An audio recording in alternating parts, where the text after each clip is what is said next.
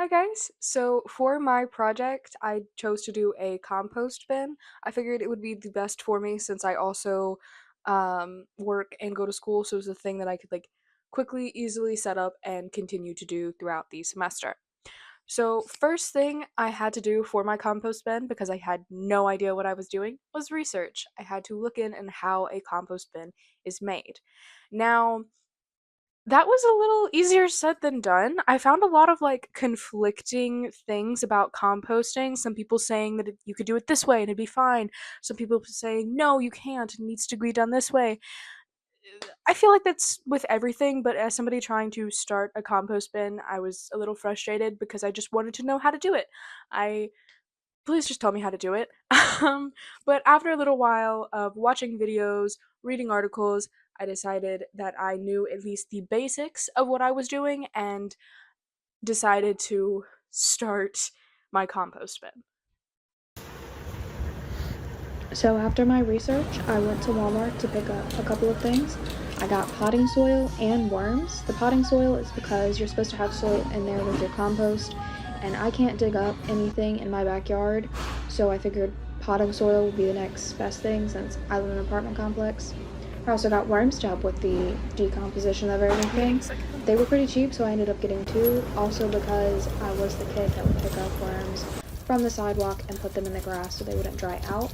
So I just kind of felt bad for these guys, especially since some of them were very sluggish because of the cold conditions, and some of them were an off color and not moving at all. Also, fun fact, only get the red worms if you're going to do this because they are the only ones that can live in a compost bin. Once I got home, I immediately started cutting holes into my compost bin so that I could allow oxygen flow even when I'm not turning it. Also, to allow other creatures to come in and help with the decomposition of everything. Okay, now that I've cut holes in both the top and the bottom of the compost bin, I'm gonna go grab some leaves and sticks and stuff to put in the very bottom. So yeah, I have a whole lot of dead leaves, and I also have a good couple of sticks. A tree recently fell down near my apartment complex, so I grabbed the sticks from there. So yeah, we're gonna first layer the sticks and the leaves, and then we're gonna go in and get some of our green stuff, which is the fruits or veggies that will be composting in this bin. Okay, now that all of our green stuff is added, we're gonna go add our compost. So I gotta, or our soil, not our compost, our soil. So I gotta go grab that, and then we'll mix it together, and then we'll add our worms. Time to add our soil. I don't know how much.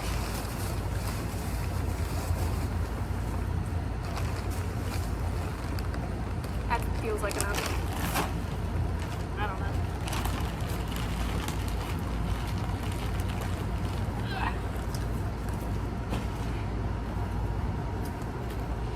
Should have found a stick to mix it with before I did this. Give me 1 second.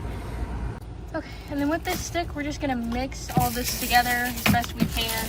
I don't have proper tools, so stick is the best I got going on right now.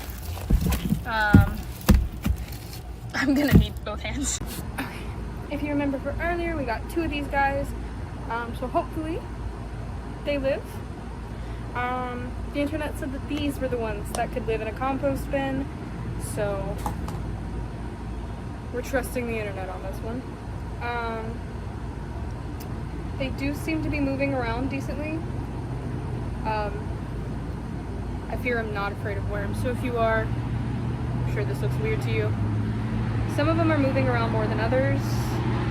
Like this guy's going for it, whereas the other one's kind of just hanging out on my finger.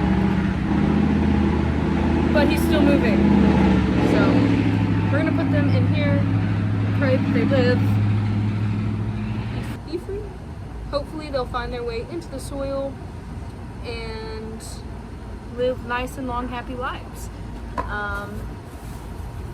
I guess we'll find out if I just come back out to a bunch of dead worms at the top of my compost. Hopefully I don't. Yeah, we're just gonna dump these guys out.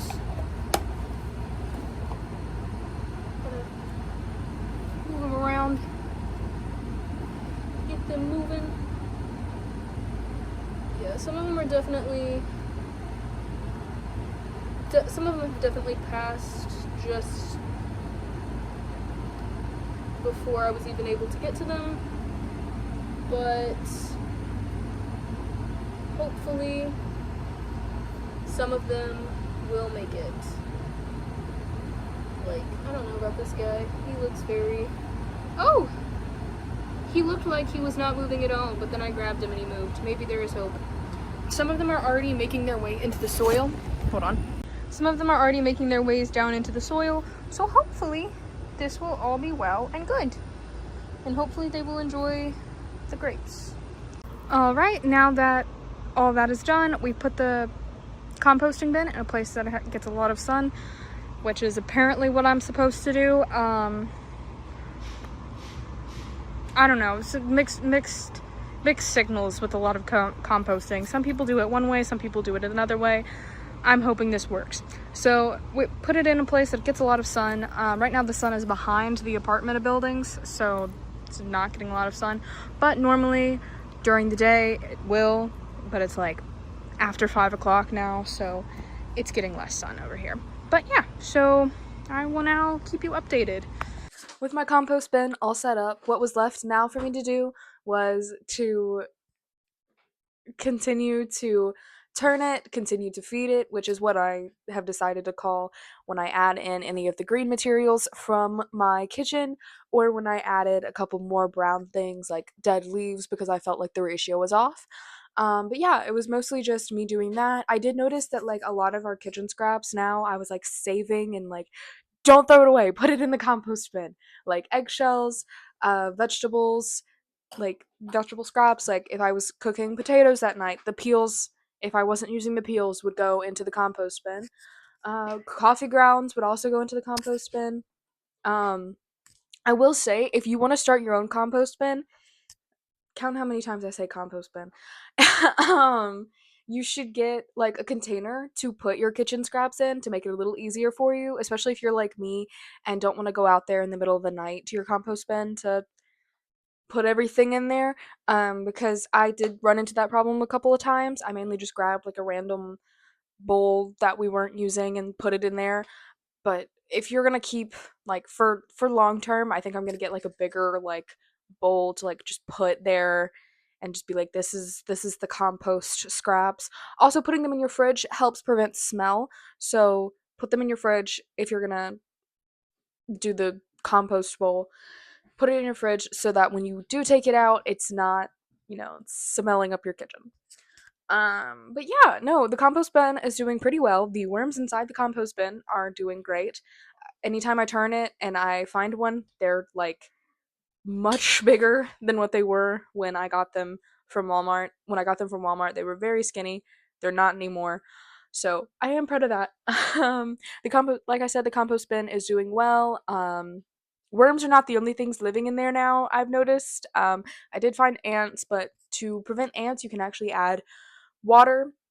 You're supposed to keep your compost moist anyway to help with that. So I did do that just because I did not want ants out there. But besides that, everything else is fine.